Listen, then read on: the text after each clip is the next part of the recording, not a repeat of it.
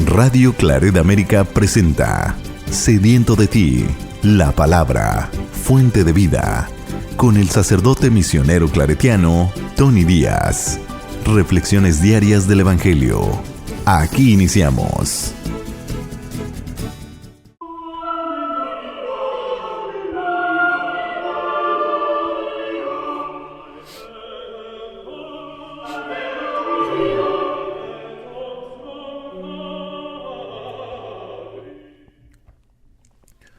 Bienvenidos hermanos a nuestras reflexiones del Evangelio del día. Hoy es lunes de la séptima semana del tiempo ordinario.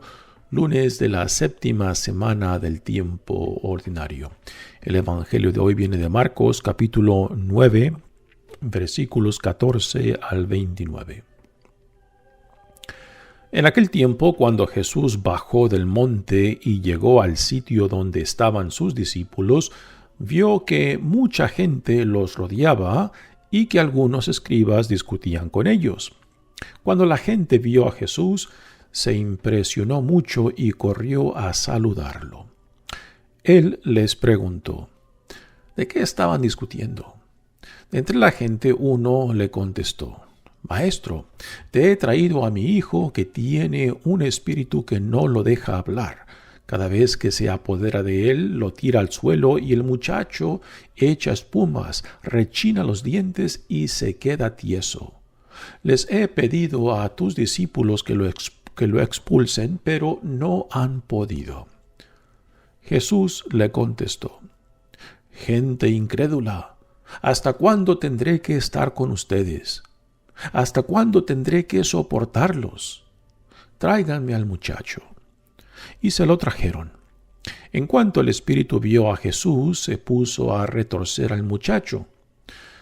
Lo derribó por tierra y lo revolcó, haciéndolo echar espumajos. Jesús le preguntó al padre, ¿cuánto tiempo hace que le pasa esto? Contestó el padre, desde pequeño, y muchas veces lo ha arrojado al fuego y al agua para acabar con él. Por eso, si algo puedes, ten compasión de nosotros y ayúdanos. Jesús le replicó, ¿qué quiere decir eso de si puedes? Todo es posible para el que tiene fe. Entonces el padre del muchacho exclamó entre lágrimas, Creo, Señor, pero dame tú la fe que me falta. Jesús, al ver que la gente acudía corriendo, reprendió al espíritu inmundo, diciéndole, Espíritu mudo y sordo, yo te lo mando, sal de él y no vuelvas a entrar en él. Entre gritos y convulsiones violentas salió el espíritu. El muchacho se quedó como muerto, de modo que la mayoría decía que estaba muerto. Pero Jesús lo tomó de la mano, lo levantó y el muchacho se puso de pie. Al entrar en una casa con sus discípulos, estos le preguntaron a Jesús en privado, ¿por qué nosotros no pudimos expulsarlo? Él les respondió, esta clase de demonios no sale sino a fuerzas de oración y de ayuno. Palabra del Señor. Muy bien, demos comienzo a nuestra reflexión del Evangelio del día. Este Evangelio que acaban de escuchar es la escena después de la transfiguración. Así que cuando Jesús bajó del monte a cual hace referencia es el monte o la montaña donde se llevó a cabo la transfiguración. Y Jesús viene bajando de esta montaña, que no se nos dice qué montaña es, y viene junto con Pedro, Santiago y Juan, los hermanos hijos de Zebedeo. Y al bajar, donde está el resto de los discípulos, ven a una multitud de gente ahí, dialogando, quizás discutiendo con los discípulos. Y después viene esta referencia muy interesante cuando dice, la gente se impresionó mucho y corrió a saludarlo. ¿Por qué se impresionan mucho de él?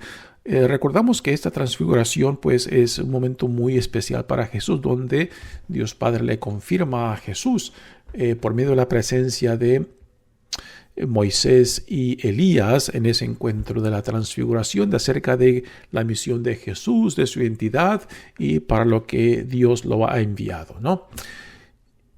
Y al igual que la experiencia de Moisés cuando tiene este encuentro con la zarza ardiente, pues Jesús también queda transfigurado, o sea, de que su rostro está iluminado. Esto lo recordamos cuando Moisés tiene ese encuentro con Dios y su rostro queda iluminado. La gente de Israel, el pueblo de Israel, cuando lo ve bajar del monte, después de ese encuentro con Dios, pues temen verlo porque su cara está iluminada después de ese encuentro con Dios. Pues podemos imaginar igualmente que en esta transfiguración el rostro, el semblante de Jesús está iluminado, y quizás es esto a lo que hace referencia cuando dice: la gente se impresionó mucho y corrió a saludarlo. Y ahora viene el diálogo entre Jesús y los discípulos, los que se quedaron al pie del monte de la transfiguración. Dice: ¿de qué están discutiendo? Y de entre la gente contestó un maestro, dice, un padre que le trajo a su hijo a los discípulos para que lo sanaran. Y no pudieron sanarlo, ¿no? Y ahora se lleva a cabo este intercambio. Dice: maestro, he traído a mi hijo para que tiene un espíritu que no lo deja hablar. Cada vez que se apodera de él, lo tira al suelo y el muchacho echa espumarajos, rechina los dientes y se queda tieso. Les he pedido a tus discípulos que lo expulsen y no han podido. ¿Por qué no han podido, no?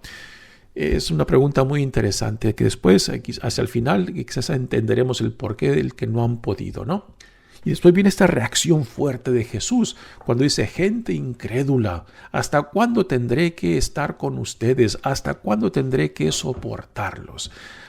¿A quién hace referencia Jesús con estas palabras, ¿no? Puede ser referencia ante el Padre, que representa a la gente que viene en busca de Él, o también hace referencia a sus discípulos, que todavía están muy incrédulos, que aún no entienden a Jesús. Y estas palabras nos pueden remontar a lo que hablamos la semana pasada, el miércoles, jueves y viernes, de cómo la sanación de ese ciego en etapas pues refleja el abrir de los ojos gradual también de los discípulos, porque Jesús está concentrando en la formación de sus discípulos, porque aún no lo entienden, aún no entienden las consecuencias de seguirlo, de comprometerse con Él.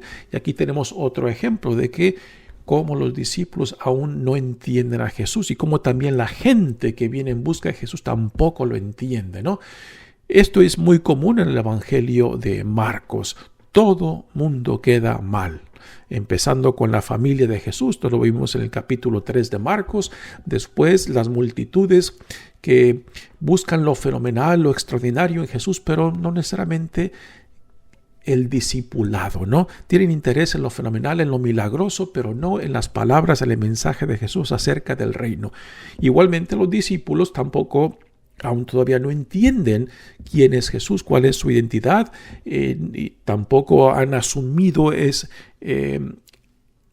cómo Jesús entiende a sí mismo, ¿no? Esto lo leímos el viernes pasado cuando Jesús les dice acerca de las exigencias del discipulado, que todavía sus discípulos no entienden. Pues igualmente aquí en este evangelio se manifiesta, ¿no?, esa falta de entendimiento por parte de la multitud como también de los discípulos, ¿no? Así que estas palabras de Jesús, gente incrédula, van dirigidas tanto al Padre, que representa a la multitud, como a sus discípulos que no han podido sanar, ¿no? Y ya hacia el final diremos un poco acerca del por qué no han podido sanarlo quizás.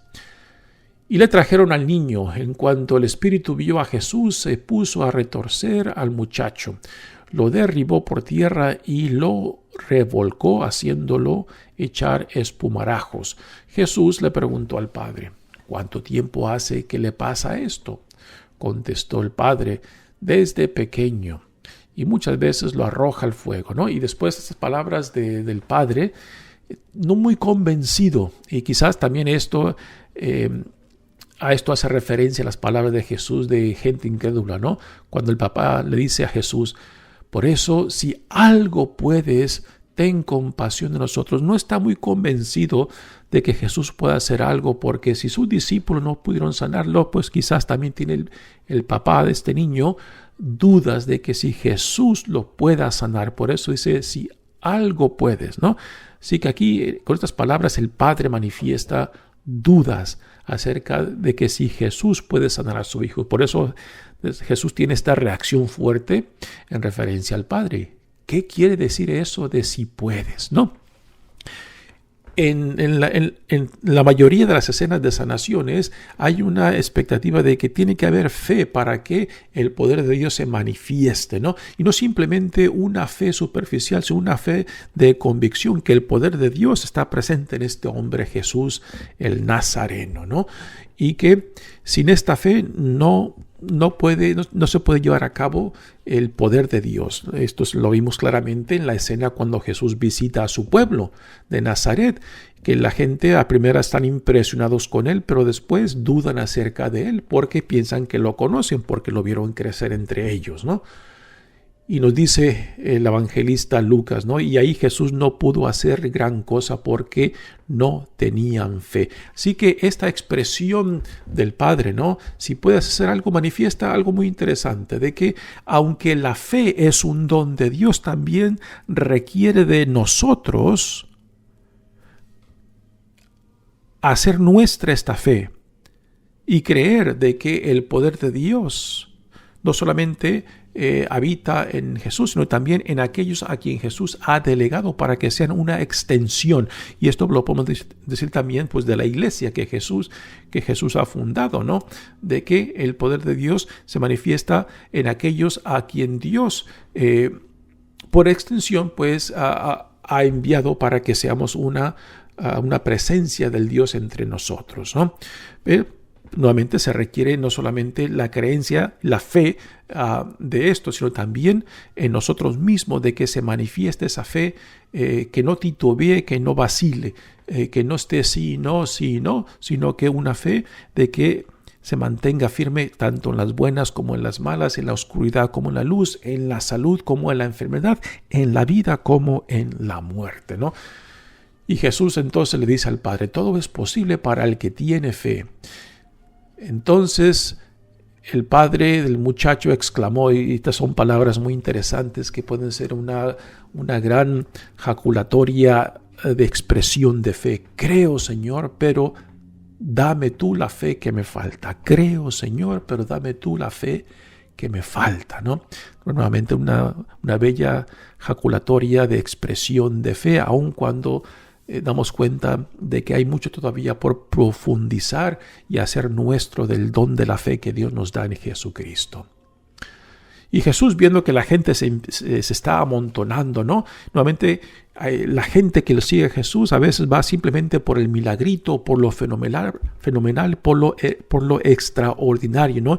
Y Jesús no quiere que sea visto simplemente como un curandero, que tristemente muchas veces a esto reducimos a Jesús a un curandero, y que Dios en Jesús está ahí simplemente para nuestras necesidades. Y no es esto el corazón y centro de nuestra fe. La función principal de Dios no es resolver nuestros problemas, no es sanarnos necesariamente.